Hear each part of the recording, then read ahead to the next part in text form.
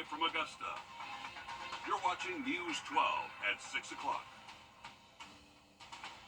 Looks like we are on track to dry out after a wet week. First Alert Chief Meteorologist Riley Hale will tell you what you can expect tonight and into next week in just a moment.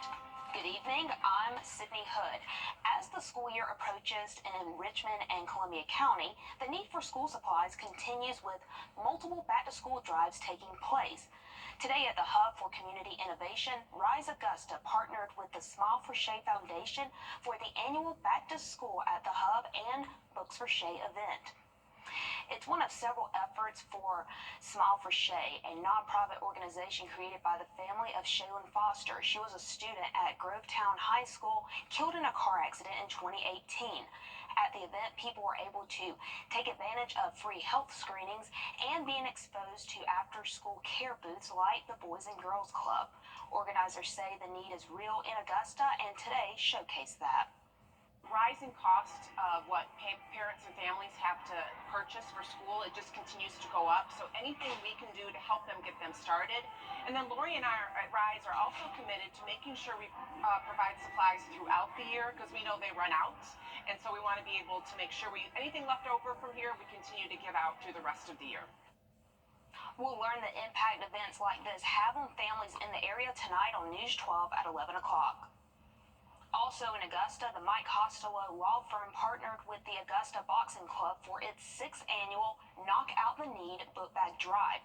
From 9 to noon, students were able to pick up nearly 500 book bags. We just want to give back and just that awareness, that people know the parents, let them know that it's people, it's organizations out here that help the kids, and we stand strong for the kids in our community. Whitfield said there was a 50th anniversary boxing match today as well. For those in Allendale, Old Country Cooking is hosting a back-to-school giveaway from 12 to 3 tomorrow. Kids must be present in order to get supplies. And next Friday in Columbia County, the Grovetown Police Department is holding their National Night Out Back-to-School Bash. That runs from 6 to 9 August 2nd. You can scan the flow code on your screen to see a full list of back-to-school events on our website, wrdw.com. Now, taking a look outside the diverging diamond in Grovetown, it looks a lot drier than earlier this week, Riley. Definitely so, Sydney. Beautiful weather out there for us today, and we actually timed out the best weather just in time for the weekend. Looking outside of our SRP Park camera, you can see a very muddy Savannah River, so that is the evidence of all the wet weather we saw earlier this week. But looking at just partly cloudy skies, we got some people enjoying the river there behind us. We got 88 degrees right now on the thermometer. Officially, we did stay at 88 for a high temperature today, so continued with below average high temps. Remember, this time of year, we're usually up into the mid-90s, so we will take the upper 80s here for the last Saturday of July. Heading into tonight, we are expecting nice temps, most likely staying in the 80s over the next couple of hours. And then if you're going to be up late tonight, we'll see those 70s as we head past midnight, and most likely bottom out close to 70 by daybreak tomorrow.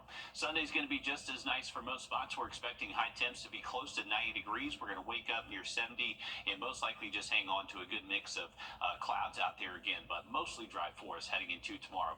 What we're looking at down the road, though, heading into Monday and Tuesday, those thunderstorms are going to arrive again. Have a full look at that in just about 10 minutes. We now have an update on a now deadly crash that happened Wednesday near USC Aiken. The South Carolina Highway Patrol says the driver of a 1993 Buick sedan died at the hospital this morning. The Aiken County Coroner's Office identified the driver as 89-year-old David Emery. The accident happened just before 11 Wednesday morning on Robert M. Bell Parkway near Trolley Line Road. Officials say the Buick tried to turn left onto Trolley Line Road when it was hit.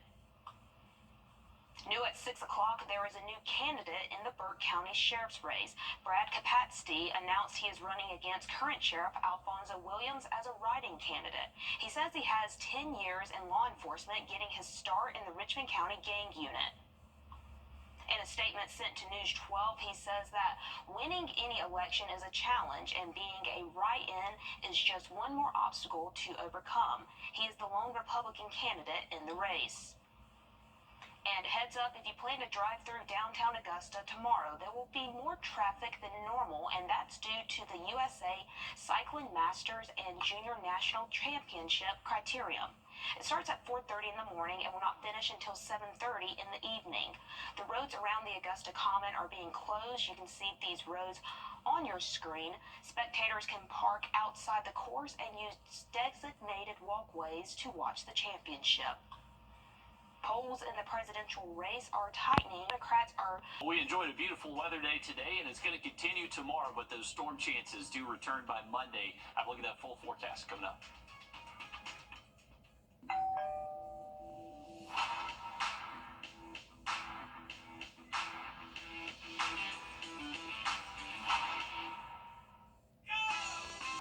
Get your St. Law firm on the line. Call 999-999. Who you trust matters. At News 1226, finding truth is our promise to you. Checking the facts on all sides. And we'll continue to keep you To covered. serve you with accuracy. Now, we have issued a first look weather days. Impact. Our team will continue following this story and transparency. We begin with breaking news happening right now. Empowering you to make the best decisions for your family, for your future. News 1226. Who you trust matters. Evacuations are underway today following the explosive growth of California's park fire. A state of emergency has been declared for several counties as firefighters battle to contain the wildfire. More than 300,000 acres are scorched, and fire officials say the fire is growing at an alarming rate. Julia Vargas-Jones has the latest. California's largest wildfire of the year is forcing thousands of residents to flee their homes. It's been stressful. I mean, I had to leave some animals behind, turn them loose, and my horse. The park fire has now scorched more than 300,000 acres and is growing at a rapid rate, causing officials to issue mandatory evacuations. The fire blows over.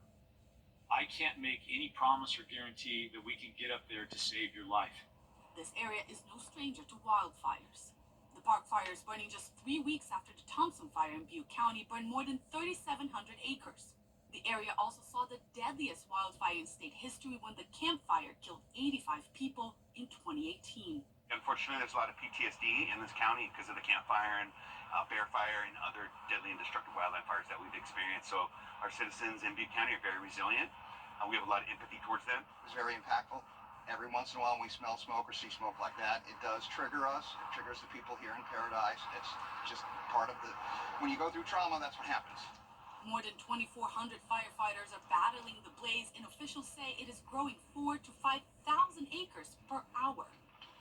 CAL FIRE hopes that favorable weather conditions this weekend can slow the spread of the fire that is so far 0% contained. In Wrdw, California, I'm Julia Vargas-Jones. The wildfire season is rough out there, and Riley, you were able to see the fire yesterday using the satellite, weren't you? Yeah, on our visible satellite imagery, Cindy, we're actually looking at a very impressive fire there in Northern California, just on the east side of I-5 right there. And you can see all that smoky haze just kind of draped across Northern California there where that fire is present. Now, it's being covered up. It's not as impressive as what we did see yesterday, but it's basically right there. It was stretching over about 33 miles yesterday, and they did say in that package there that it continues to grow. You can see all that smoke now being carried into portions of Oregon, Idaho. We also have Wyoming, Montana here, and luckily for us, we're not really dealing with much smoke, but we have been dealing with some very nice weather, thankfully, now that this boundary has dipped a little bit further south, so that's kept the storms away for us today, and most likely will continue to stay fairly dry heading into our Sunday. If you're heading out tonight, we do have decent conditions out there, just kicking up a few clouds with temps in the 70s and 80s through sunset. Once we get into tomorrow morning, still expecting morning temps to be waking up close to 70, maybe a spot or two does briefly hit the upper 60s. I don't think that should be too widespread, though. As we head into tomorrow afternoon, I would imagine 95% of us do stay completely dry, but there's just going to be that low chance maybe for an isolated shower west of Augusta. Doesn't really look to impact most of us here in the CSRA. Once we get to tomorrow evening, look to be just about the same as this evening, just a few passing clouds and mostly dry. Now, things are going to change early next week. Monday into Tuesday, we are expecting another round of decent showers and thunderstorms. Some of those could produce some strong wind gusts at times, frequent lightning, and also the heavy rain risk that we've been having to deal with a lot of this past week. So that's going to be possible again Monday. We'll most likely see another opportunity for those storms heading our way on Tuesday. Rain total wise, if you see a storm for a good, say an hour or two, you could definitely pick up over an inch of rain. I would say most of us stay between a half inch to up to an inch, but there is going to be those isolated pockets of just heavy rainfall Monday and Tuesday. So that's where we do bring back just that marginal flood risk, mainly just for flood prone areas that flood very easily. Temperature wise tomorrow, I would take advantage of the very nice day. We're expecting temps to only top out in the upper 80s to maybe near 90 and hanging on to partly cloudy conditions. Once we get into Monday, the rain chances do look much better, but temperature wise, we're going to continue these temperatures below average until we get to around Wednesday heading into next week. Now, the reason why our temperatures felt pretty good today, we had a wind direction out of the northeast and it stayed generally less than 10 miles an hour, so it was fairly comfortable. Heading into tomorrow, our wind direction is going to be changing more out of the south-southeast, and it could maybe pick up more than 10 miles an hour at times tomorrow afternoon. But with that wind direction changing more out of the south the next couple of days, that is going to be increasing those temperatures as we head into next week. Most likely staying below average through Tuesday, but by Wednesday, we got high temps back close to 96 degrees. I want to give you a quick update on the tropics. Right now, we're still fairly quiet, but we are keeping an eye on this one disturbance that's going to be interacting with the tropical wave over the next couple of days. So, National Hurricane Center has a 30% chance of this developing as we head later into next week. So, something we'll continue to monitor, but right now, no risks for us. Quick look at the 7-day. We got nice weather again tomorrow, but watch out for the storms early next week. Stick with us. We're going to have much more just after a short break. They say you can't have it either. First Alert Radar, powered by Jim Hudson Automotive Group.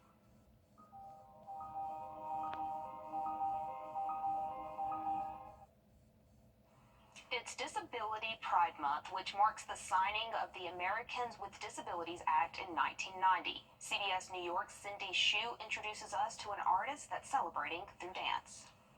Jerron Herman is a modern dancer who's performed all over the world. His latest project, in partnership with the Abrams Arts Center, is a 45-minute performance called The Vitruvian Man, based off the famous drawing by Leonardo da Vinci. I wanted to insert my black male disabled identity into this really classical image and think about how I still fit in. Herman was diagnosed with cerebral palsy at 3 months old and never imagined he could become a dancer. I definitely thought that my CP would have been a barrier to dancing. I was flat out told that dreams of being a performer were flat or wouldn't happen. So Herman didn't start dancing until he was 20 years old, when a dance company asked him to join. Before that, he wrote for theater. Now he dances every day. He says Disability Pride Month is a time to celebrate the progress made in disability rights, but it's also a time to get loud about the many changes still needed. There's still so many structural things that literally physical barriers to entry for people with disabilities. Herman is hopeful about the future and says there are many ways everyone can celebrate Disability Pride Month. I would say Google history about disability lives, disabled lives. Crip Camp is a documentary that was very lauded last year. And go see work by disabled folks who say they're disabled in their titles, in their bios. Hey, think about a world that is more accessible. In New York City, Cindy Shu, CBS New York. Well, an angry turkey took its feelings out on a woman's car in Boston. What she thinks ruffled the turkey's feathers after the break. NAC trailer sales in Aiken-Augusta Highway.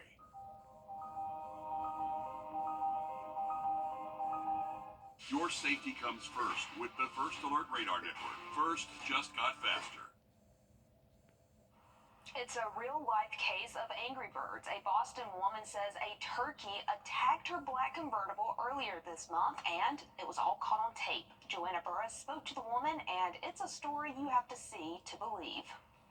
A wild turkey is caught on camera pecking at its reflection, but it's not looking in a mirror, but instead, Alicia Mastroianni's black convertible. Oh my gosh, it was just so beat up. Mastroianni says she's been living off of Cumming Street in Brighton for nearly a year now. She says she woke up early afternoon of July 15th before a night shift at Boston Children's Hospital. But when she walked out to her car, she found this note. I get it and I start reading the note and I'm like, oh, like, I guess my car was attacked by a turkey. In disbelief, Mastroianni says she gets out of her car to assess the damage. The entire side of my car, it is scratched, like, to the nines, like, so scratched. I walked around, the other side was scratched, and I think, like, my jaw was just on the floor. She then calls her neighbor who wrote the note and captured the attack on video.